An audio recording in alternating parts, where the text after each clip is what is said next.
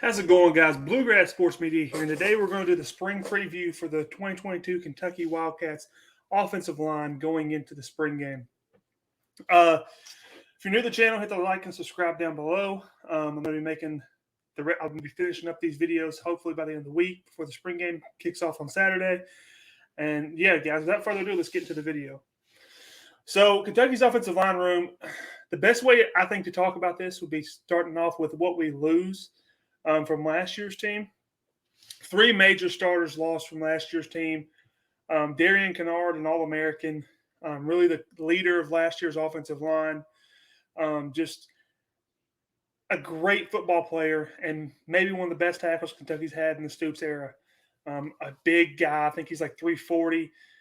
Going to be a first two-round pick in the NFL. Going to be a guy that we're not going to be able to replace this year with the tackles we have. We're just going to have to find a guy who's serviceable to replace. Next up on the list is Luke Fortner. Luke Fortner was a center for Kentucky's team last year. He will also be probably an NFL draft pick. Just a Kentucky kid.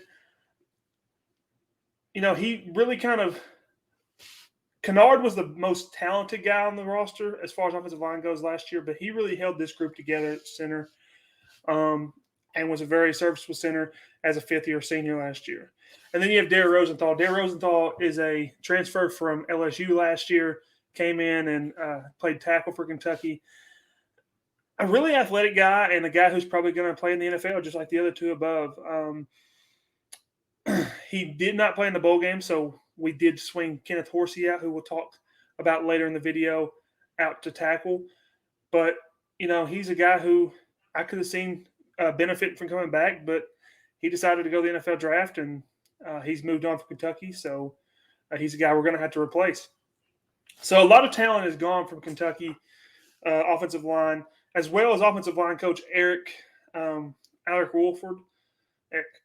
Eric Wolford leaving for Alabama. Now, Eric Wolford left on bad terms at Kentucky. He left kind of in the middle of the night when no one even knew he was leaving. But you look at this two ways. One of the ways you can look at it is he kind of betrayed Kentucky. The other way is that Kentucky's offensive line play has been so good that Alabama poached Kentucky's offensive line coach. It's almost a compliment that they wanted the offensive line coach from Kentucky to the progress that we've made from Coach Schlerman to Coach Wolford. Let's go to some key returners.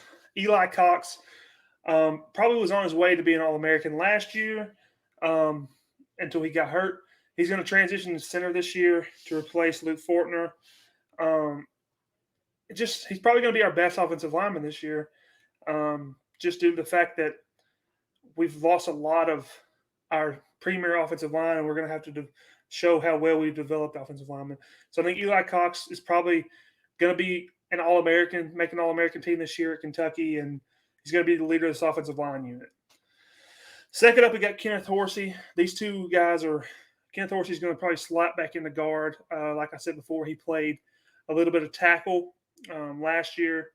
Just his rightful position is guard. I could have seen him going to the NFL this year. He probably wouldn't have been drafted, so he did decide to come back to Kentucky. I think he's going to be a really good guard for Kentucky, and he's got reps from last year's team. And just overall good quality to have, a good returning guy for Kentucky. Next up on the list, these three guys I think are going to be the three interior. I think the interior is going to be at center. It's going to be Eli Cox, then Kenneth Horsey, then Tayshawn Manning. Tayshawn Manning is a transfer from Auburn. He has SEC experience playing at Auburn. I think he was a starting tackle or guard there.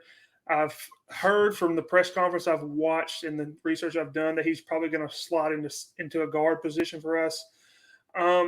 You can never have too much experience on your offensive line, and especially experience in the SEC. I think Tayshawn Manning is going to slot in and be, just like Horsey, a valuable, serviceable guard for this offensive line running attack under new coach Zach Yenser. That's a guy who I was want to talk to about earlier. I think him coming in and then the adding of Coach Rich is going to be very beneficial for our offensive line. just because he knows what offensive linemen look like in the NFL, and he knows what offensive linemen are supposed to look like in this system. So I think him coming in is going to be a very good addition for our football team. The two tackle spots are kind of wide open right now. I think there's some guys that I'm going to say names of that I think have a shot to play this year. Now I know everyone wants Keontae Goodwin to start, the 5-star freshman. I'm not very big on freshmen starting. He does have a big body, he does have a big frame, and he has what you would want to start in the SEC. But he's still a freshman. He was playing against high school kids like 3 months ago, so let's pump the brakes on that. I don't see going from playing against high school kids to competing at the highest level at Kentucky as being a good thing. So I think he may take this year, and he may come on in the end of the year as a starter, but I don't believe he'll be a starter day one. A guy I do think will start this year is Jeremy Flax. Jeremy Flax was probably going to be the starter last year before Dare Rosenthal came in and took over that position at tackle. He's I think he's a junior or senior. He played for Coach JB on Last Chance U. You didn't really see him, but I know he played for him. And I think he's going to come in and play one of the tackle spots. The other guys that are competing for the tackle spots is Jager Burton, a highly touted recruit from last year's class out of Frederick Douglass. Really, Frederick Douglass has been a Kentucky pipeline, so I think he'll be in the mix for the tackle spot. As well as you could see Goodwin.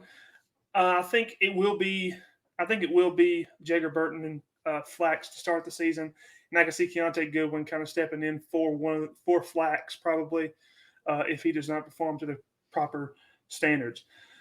I do see Kentucky hitting the portal for a tackle. I know they've been in talks for one of the highest rated tackles in the portal. I think his name's Stern out of Vanderbilt.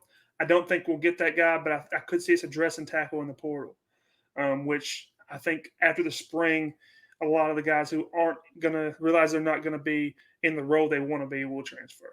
So we'll have a whole new portal shuffle after that. But yeah, guys, that's my video for today. Go ahead and hit like and subscribe. Next up is going to be defensive line. So I look forward to talking to you guys again, and have a good day, guys.